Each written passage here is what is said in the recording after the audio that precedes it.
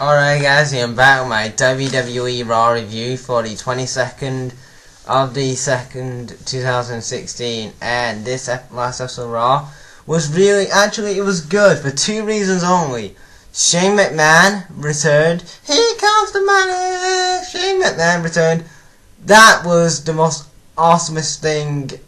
That was one of the good things of Raw. The second thing I liked about Raw is Triple H and Roman Reigns. The brawl was really good. I really enjoyed that, and we had some blood in the main event. I didn't think that, we don't normally see blood, but Roman Reigns was pissing up on the blood. It was awesome. Yeah, and it really, when you have blood in a storyline, it really advances the storyline really good, and that's what I liked about this show.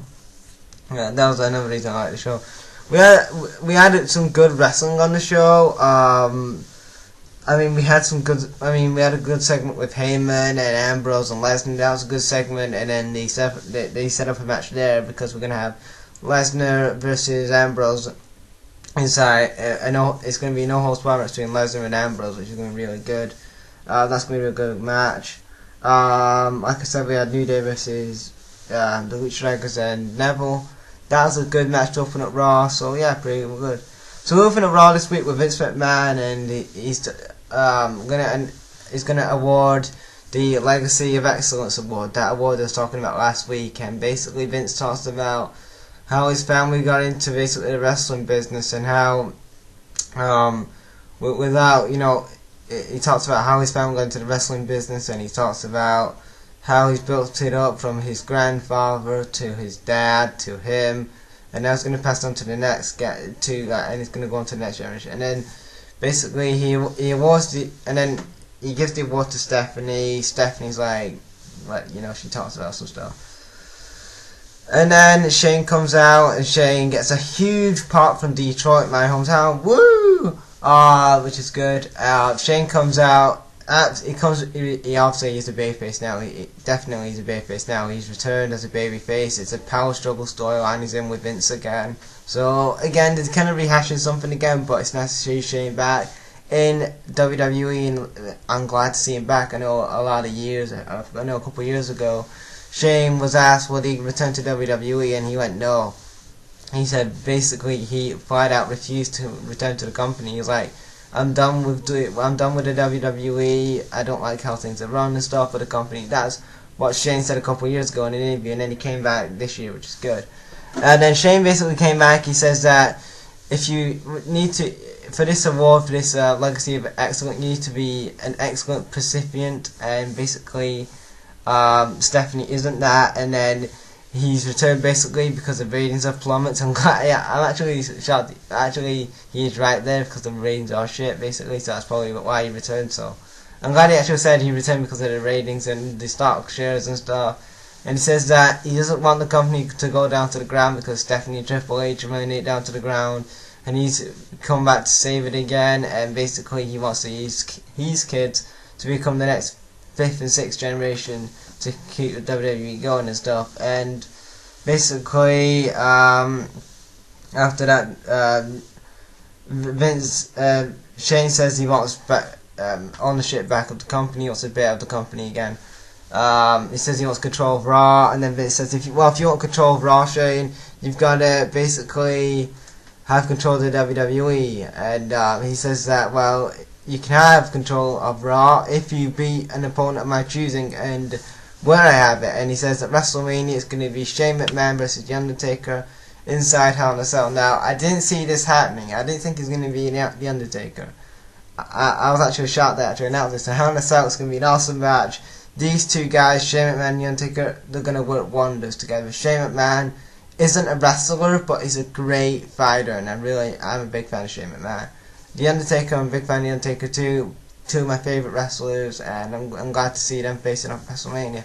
I know a lot of people are going to be upset that it's not going to be John Cena versus The Undertaker at WrestleMania. I thought that was going to happen this year, but personally, if Undertaker's not going to retire this year, and if he's going to do one more WrestleMania at WrestleMania 33, well, let him face John Cena then. Let him have Shane McMahon this year at WrestleMania, and let him have a good Attitude Era Hell in a Cell match and stuff like that. and then next year have John Cena, and then let Undertaker go into the Hall of Fame. That's how WWE should book it, really. In my opinion, anyway. That's how I would book it. That's how WWE should do it, anyway.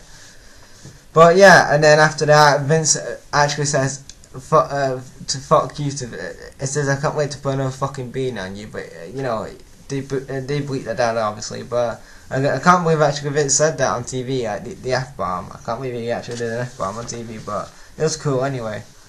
And then the first match of the night, which was the New Day versus the Lucha Dragons and Neville. The New Day win with Trouble in Paradise because Kofi was pulling Sin Cara's mask, and he hit the Trouble in Paradise after, and Neville was hitting like frog splashes on Big E and Xavier and stuff. So yeah, there's a lot of good back and forth, and I like the match. It was very good. And then we get to a segment where Heyman comes out with Lesnar, and obviously Heyman and Lesnar are pissed off that Lesnar didn't win the match at Fastlane last night. And he's talking about how if Roman Reigns would have tapped out, because don't lie if you didn't, because basically he says that if people lied that Roman Reigns wasn't going to tap out, well, Undertaker has tapped out to that, and stuff like that. And then he says that if it wasn't down to Dean Ambrose hitting Lesnar with that chair and triple powerbomb him, then Lesnar would be basically going to WrestleMania in the main event. And then him talks about how Ambrose got beat up backstage earlier because he showed like a video earlier on Facebook, well, earlier before Raw started on Monday, of Dean Ambrose getting attacked from his limo by Lesnar, and yeah, so that's gonna be the story behind it. And it looks like it's gonna be, now it is confirmed, it's gonna be Ambrose versus Lesnar at WrestleMania in a no holds barred match. It's gonna be really good. I hope Dean Ambrose goes over. I think he should go over because he's a younger guy, but yeah. And then basically Ambrose comes out in an ambulance. He challenges Lesnar to a match at WrestleMania, a no holds barred match. Heyman accepts, and he says that yeah, and then after that he tells Lesnar to give him an F5, and he gives him an F5. Gives Ambrose an F5. So yeah, that's another match set for WrestleMania. So far the card looks like Triple H Reigns. That's a match confirmed. We all knew that was going to happen. Shane versus The Undertaker, Hell in a Cell, really good match that's going to be. Triple H and Reigns is hopefully going to be a good match as well. Ambrose and Lesnar, that's going to be an awesome match as well, because these two guys are probably going to work well together as well. Probably we're going to have the Dudleys versus the Usos. That's another match we're probably going to set up. New Day, they're probably going to be doing something with it. New Day as well, probably they're going to be in that match as well. AJ Styles, probably Chris Jericho teaming up. I don't know where they're going to go with Chris Jericho and AJ Styles' opponents at the minute. Maybe AJ and Kevin Owens. I would love to see that at WrestleMania. But Chris Jericho, who could he face? I hope not the Social Outcast. Maybe one of the maybe the New Day. I don't know, but I don't know. I'm just kind of thinking. I mean, I'll do a video how I would book WrestleMania, and on the current match card, you know, on the current roster, who I would book for WrestleMania. See how I should book WrestleMania. But yeah, I'll do that later on. I'll do that in a few weeks' time. But like I said, I'm just trying to think who AJ Styles and Chris Jericho could face. I don't want to see another AJ and Jericho feud, because the feud's finished between those two guys now, and I don't know where the WWE and who are they going to face up against. Like, they could do Chris Jericho versus Cesaro, I guess. I guess if Cesaro was a heel and Jericho was the babyface, so Jericho was a heel and Cesaro was the babyface, and that could be a match because Cesaro is supposed to return soon, so that could be another match you could set up, or AJ Styles versus Cesaro because of the Ring of Honor days. So I don't know. There's a lot of things that they could do. I mean, John Cena, AJ Styles. Remember, they got to face an opponent for John Cena yet, so John Cena, AJ Styles. Who knows? But yeah, we'll have to wait and see. So the second match tonight was the Ascension versus the Usos. The Dudleys were watching on on the ramp. The Usos win with the splash. It was a jobbers match. I don't know where WWE are going with the Ascension. It looks like they're just a jobber tag team at the minute. I mean, they was put onto the main roster last year as a dominant force in the tag team division, and then a year later they're just jobbers. I mean, I don't know what's happened. I don't know if they pissed off Vince or they're not. I don't know if they're not getting over. I don't know what it is with the Ascension, but apparently they're not getting a push, and I don't get it. I mean, they're good. I mean, they're a good tag team. There's a good tag team in NXT. I mean, there's longest reigning NXT tag team champions, and then since they've been on the main roster, they've just been jobbed out and not been booked properly, and they rarely have segments anymore. I mean, they used to have backstage segments and stuff, and they don't have those anymore. But yeah, it's a very sad for the Ascension. I mean, there's a cool tag team on NXT. I mean, they still are, but they're just characters at the minute. The Ascension are just not cool at the minute because they're not getting pushed, and the characters have gone down a bit, and I don't know, the creative team are just not having faith in them in a minute. The third match tonight, the match will start because it starts with a segment. Jericho comes out and also puts over AJ Styles and says that AJ is phenomenal. He was the better man at Fastlane, and he calls out AJ shakes hands with Jericho, and then the Social Outcasts come out. Axel and Slater challenge Jericho and AJ Styles to a tag team match. Jericho and AJ win the match because Jericho makes Axel tap out to the Walter Jericho. It was just a comedy match, just a jobber match really, AJ and Jericho. It was just a way to make AJ and Jericho look strong basically. But yeah, it was a decent match. Then we get to a segment where Stephanie tells Reigns that he has a match against the League of Nations tonight. Now, I don't know if the main event was just Reigns and Sheamus or the League of Nations, all the League of Nations. I don't know who it was. But I heard that Stephanie said it was just Sheamus versus Reigns with the League of Nations around ringside. But if the League of Nations were in the match, please correct me in the comment section below, guys. I don't know, but if you guys know if they were in the match. I mean, I watched Raw, but were they? I know there was part of the match. They must have been. So I think they got set. No, it was just Sheamus. Yeah, it was just Reigns and Sheamus, I think. After that, we get to the fourth match tonight, which was the Wyatts versus Ryback, Show, and Kane. Ryback walks out on his tag team partner, so Ryback's turned heel again. He talks about backstage, gets interviewed after the match saying that he's doing things his own way now, and then the Wyatts beat Kane with Sister Abigail, so it looks like Ryback's turning heel again. I don't know why. I guess WWE don't like him as a babyface. I don't know why. I mean, he gets over so better as a babyface than he does as a heel, in my opinion. But I guess if they want to turn him heel, I guess he's going to feud with Kane or the Big Show again. Or, I don't know, they're probably going to feud with Kane and Big Show now, so I don't know.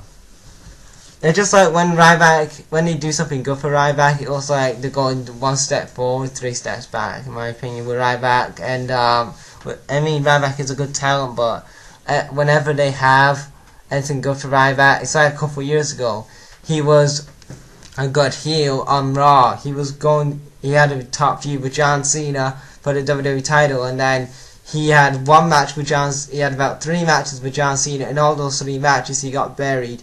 He lost in the Extreme Rules match with John Cena, he lost in the Ambulance match with John Cena at Payback, and I think he had another match on Raw for the title, and he lost that as well. I mean, here's a guy in Ryback who is a big guy, okay, pun to pun, a big guy for the future, and a powerhouse that Vince McMahon likes. He likes those kind of bodybuilder type wrestlers, and he should be pushing those type of wrestlers in the WWE, because we're not going to see, I mean, Kane hasn't got many years left, neither has the Big Show, neither has Mark Henry, so we need to keep pushing guys like Big E, and keep pushing guys like Ryback, and Braun Strowman, and Bray Wyatt, and Luke Harper, and all these other big guys, and Kevin Owens, and all these other big guys, and to make them the big guys, make them the new big guys of the WWE, instead of guys like Mark Henry, instead of relying on big guys like Mark Henry, and the Big Show, and I don't know, Kane, and people like that, and just focus on the new big guys. The fifth match tonight was Naomi versus Sasha Banks. Sasha Banks wins with the bank statement because Naomi was distracted because Tamina got attacked by Becky Lynch. Charlotte comes out and says that one of you are going to face me at Wrestling for the Divas title, so probably next week on Raw we're going to have the Divas, a non-contenders match between Sasha Banks versus Becky, and I think it's going to be Sasha Banks versus Charlotte, which is going to be a really awesome match. I think these two women faced off on NXT a couple of years ago. I think 1 year ago or 2 years ago they faced off and they had a real good match then. So I hope Becky Lynch and Charlotte and Sasha Banks faced off at WrestleMania for the Divas title. That'd be an awesome match. And then WWE announced that Godfather is in the Hall of Fame. It wasn't really they announced it. The Hall of Fame was leaked like back in January. He was going to be in the Hall of Fame. If you guys don't want to know about the spoilers, apparently Godfather is one of them. JBL, I think I heard, was one of them, and I don't know what diva it was. I think it was, I don't know what the diva was. I can't remember what diva has been inducted this year, but they was all leaked on the internet, you know. But yeah, that's WWE for you, leaking their Hall of Fame class this year.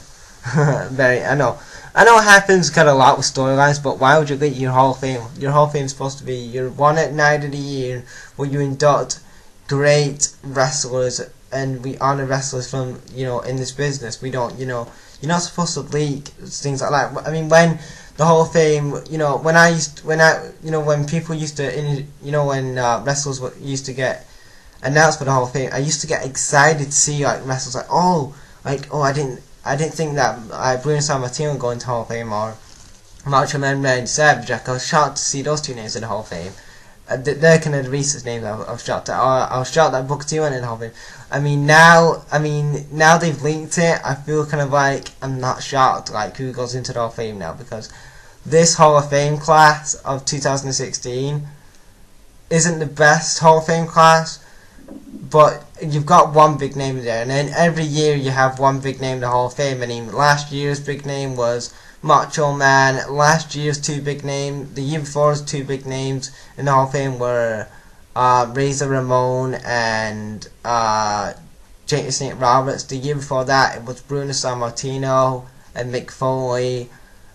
Edge was the year before that, and then Shawn Michaels, and then you get it. And yeah, you always have a big name, and Sting is only the one big name in this Hall of Fame this year, and I don't know who the other big name is going to be yet, but I didn't look at all the Hall of Fames that have been leaked, I just looked at one, so yeah, so apparently JBL is going to go in the Hall of Fame as well, so I don't think, personally, JBL, I don't know why he's getting inducted, just because of his WWE title reign and his heel run in the 2000s and his stuff with the APA. That's the only thing he's done with the WWE. He hasn't done anything major. He hasn't headlined loads of WrestleManias. He hasn't had a great career like The Undertaker has, or a Rock, or a Stone Cold Steve Austin. He isn't well known outside of professional wrestling. I mean, if you ask me what wrestlers non-wrestling fans would know, Hulk Hogan, John Cena, Stone Cold, and The Rock, and Undertaker, and probably Shawn Michaels and Triple H. That's probably only 6. That's only probably 7 wrestlers they know.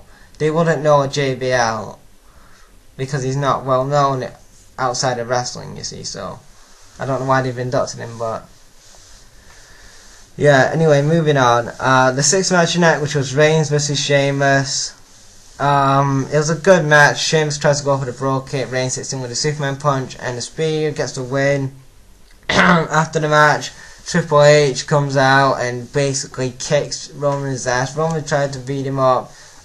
Roman tries to clothesline him up. He clotheslined him over the barricade, and then Triple H just like hit the belt into his neck and stuff, which was really awesome. It was like, fuck you, suck you, like, you know, proper like, Triple H was proper like in his heel, you know, proper WrestleMania mode, heel Triple H mode kind of thing. Triple H just went like beating, was just slamming his head into the announce table, throwing his head into the steps. Roman apparently had to have nose surgery. And then Triple H was like pedigreed him onto the steps, and he was pissing out with blood. Like his face was here, like through his nose was like full of blood just here, and it was and then that's how Raw ended basically. Triple H just destroyed Roman Reigns tonight on Raw. And that's how we ended Raw. Overall, what can I say about this last episode of Raw? Basically, my two favourite moments of Raw was Shane O'Mac returning and Triple H beating down Roman Reigns. That was two best bits of Raw. We had a few decent matches, a few good matches.